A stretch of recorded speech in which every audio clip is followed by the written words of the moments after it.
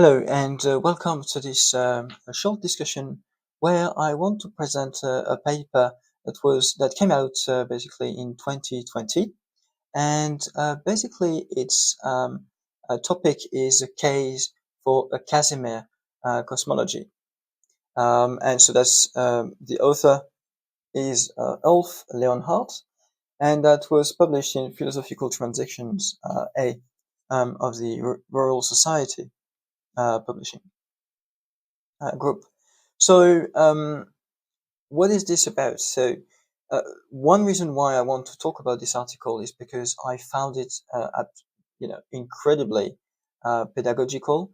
I'm not going to claim that there is no kind of technical aspects to it, but what I mean by that is that if people, take the time to read through all the text, etc., then for the most part, this is so well written that I think you really come out having understood something, in my opinion at least.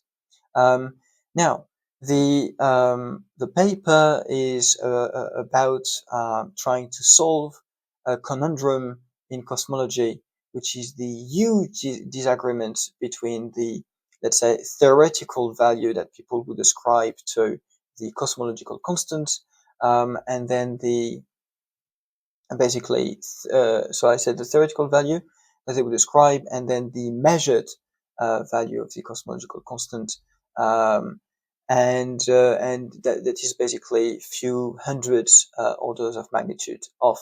So that's really really a big deal.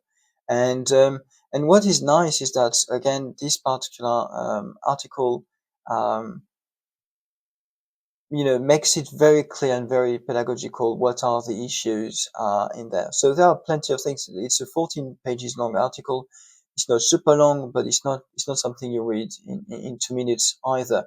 So I'm just going to explain some aspects. So of course, the whole point is that you've got the observed um, expansion of the universe. That's one thing.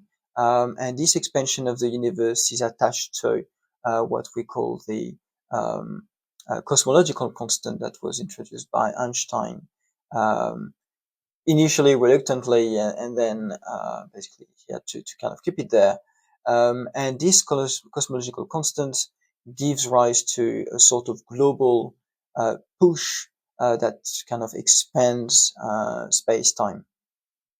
And one of the things that basically we can put forward here is basically that there have been approaches that are trying to that are from Zeldovich. Can I do that? Yeah. So from Zeldovich or Zeldovic, I don't know exactly how you call that. You pronounce that name. But the point is to basically say that this particular dark energy or cosmological constant or whatever umbrella term you want to use comes from vacuum energy.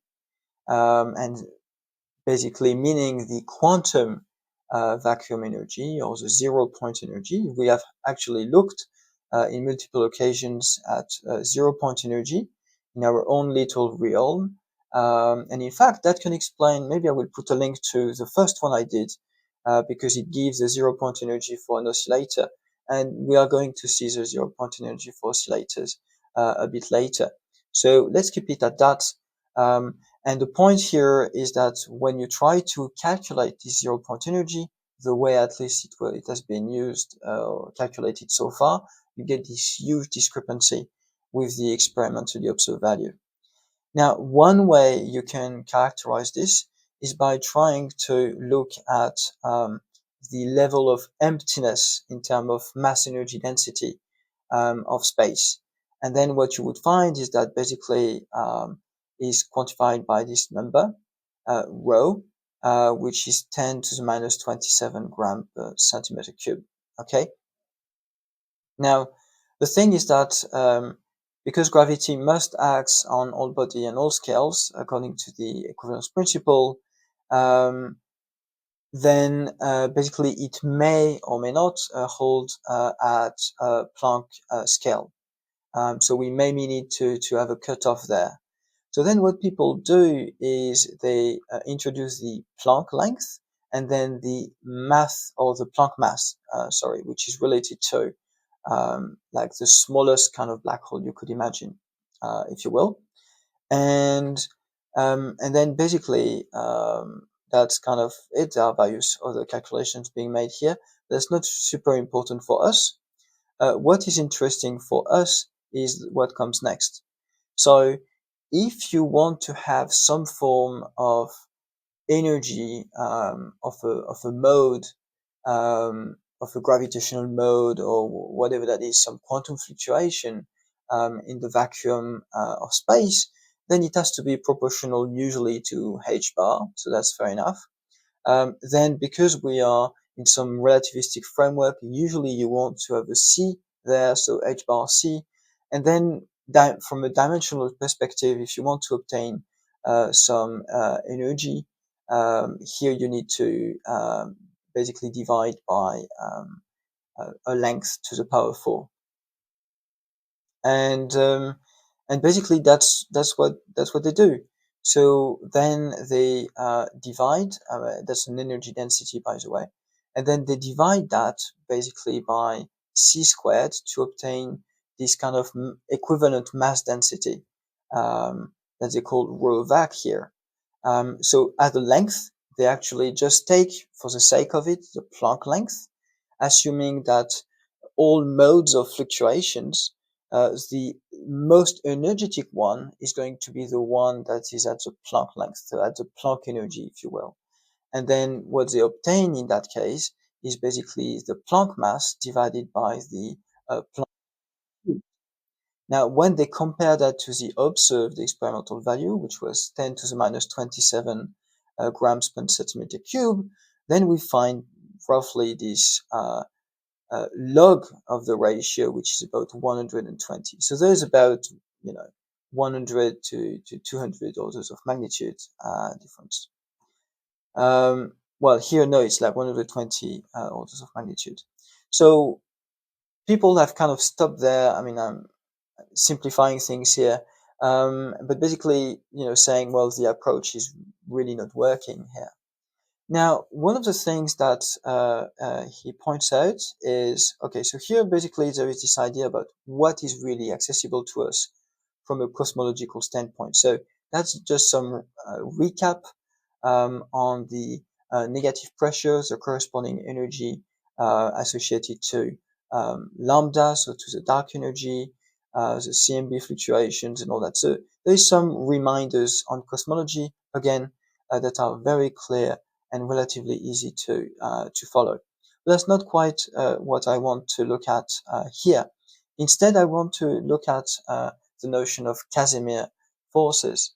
So Casimir forces are always, or usually at least, presented as evidence of vacuum fluctuations and basically a way to measure them. And they occur when you have alleged vacuum fluctuations between two systems. Often these are real, let's say, material bodies, and these material bodies are going to um, effectively alter the boundary conditions for the field, and then consequently they are going to change the allowed modes of oscillations of these fields. And basically that's kind of the idea. And then they give rise in such a way, they give rise to force that is non-zero between any such kind of material. So as I say, basically they are responsible for what we call van der Waals forces, or at least clearly van der Waals forces can be interpreted as being due to vacuum fluctuations. Casimir forces usually between two parallel plates, but now the whole theory has been extended to plenty of other systems. And for example, in biophysics and other areas, this is being used. So this is a quite complicated thing, but this has actual relevance to many subjects in physics and chemical physics, to estimate accurately even the order of magnitude of these interactions. So the thing here is they give some explanation of the traditional Casimir effect. So this is a famous h bar omega over 2, which again I said I have put maybe before, or right now I'll put some reminder on how you get this particular h bar omega over 2. This is fairly easy to obtain for a mode of for the energy of an oscillator. And basically a mode of oscillation is nothing else but an oscillator. And then one thing that they mention is basically if you try to naively do the sum here of all possible modes of oscillation, because all possible modes can exist between, let's say, two bodies. There are some modes that are allowed, and you can sum over all possible modes that are, as long as they are allowed by the boundary conditions, then obviously you're going to get infinity. And what the author points out, and rightly so, usually if you want to obtain an actual, effect that is measurable, what you need to do is regularise, or here the word being used is renormalise. You need to renormalise the vacuum. Traditionally, the way it's done is basically to subtract, let's say, an infinity that is bigger than another infinity, and the difference between the two gives a finite value. At least that's one way you can look at it. Now, it turns out that in this particular simple case being looked at, you can use the famous or infamous summation of all integers is going to be equal to minus 1/12. Now, I invite you to go on to plenty of videos being made about that claim. Now, it's not an equality per se. It's just to say that we can consistently and justifiably assign a number, which turns out to be minus 1/12, to the sum of all positive integers. Okay, that's a better way, let's say, to phrase it. One of the ways to do so, which is quite common, or at least in Casimir theory, is what is called zeta function regularization. And as it turns out, minus 1/12 is zeta of minus 1. So there are plenty of things like that that can be kind of looked at. But the bottom line is that upon renormalization of the vacuum, you end up with an actual energy of the vacuum, which is like so, where A here would be the spacing between kind of the border of the oscillator. Now, that's a very simple thing to appreciate. Now, conceptually, what happens is that, and that's, I think, the most difficult part here, is that we need to imagine that we have,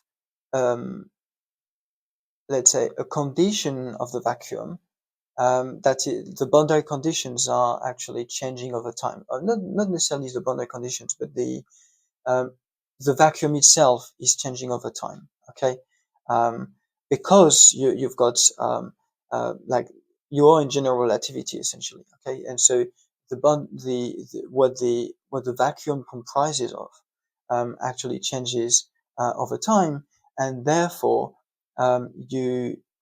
it's as if you had to make an analogy between the traditional plates that are different in space and serving as boundary conditions for the vacuum fluctuations in space.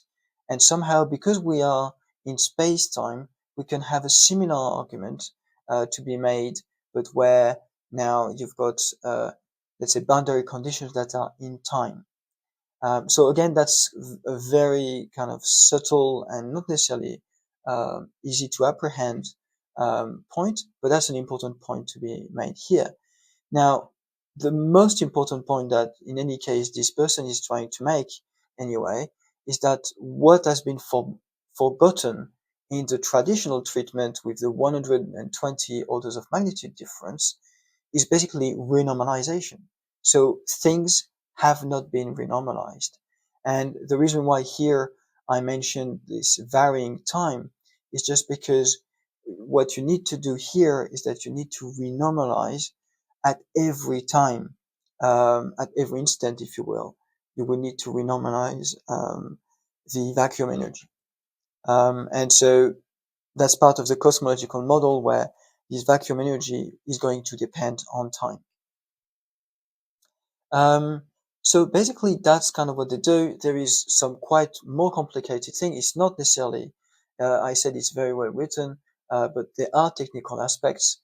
In particular, they use a technique by Lifshitz that uses green functions to do the renormalization, and in particular do what is called a local renormalization of the diverging otherwise energy. Um, so that's kind of what they do. I'm not going to go into any of these details. It's a bit too complicated. Um, but I will, hold on, where is it? I'm just trying to find one point that I thought was um, interesting. So, um, of course, what they say, so there's an interesting thing related to what is called the anomaly. So traditionally, if you take, you know, an electromagnetic radiation, for example, you need to have that the energy density has to be proportional to the pressure that's just coming from the like the theory of electromagnetism. But if you take the cosmology aspect, you need to have instead um, that the pressure is actually minus the energy. So it's quite different. You see that the p lambda has to be equal to minus epsilon lambda. And the point is, how do you get that? Well, again, what they say here is basically that you can get that if you renormalize. And if you define then this renormalization as what should be measured instead of like the totality of all the terms. Um, and basically, that's kind of the idea here, is that the people were not looking at kind of the right quantity. There need to be some kind of subtraction being made properly for um, um, for the renormalized kind of vacuum energy, which is this epsilon vac. So here they provide some expression for it, and that they replace obviously with LP here. And the bottom line here is this particular description. I just want to see whether they say it clearly here. Is that basically this Casimir model with um, this renormalization procedure, which has always been done when Casimir and basically any of the following people worked on the effect of vacuum energy on molecular systems, for example. Then if we take that into account and apply it kind of correctly, then we do get something which is commensurate with what is observed experimentally. So that's what they say here, gives a vacuum energy density of the right order of magnitude. I think this is really very nice. So there are ways out of kind of the slump some cosmological findings, let's say, find themselves in, and I think it's good to know. Now, if you've got any questions on that paper or you would want me to go into some details, I would be happy to have a more in-depth look and basically talk more about it. Otherwise, if you've got any comments as well, by all means, do let me know in the comment section. And otherwise, see you in the next video.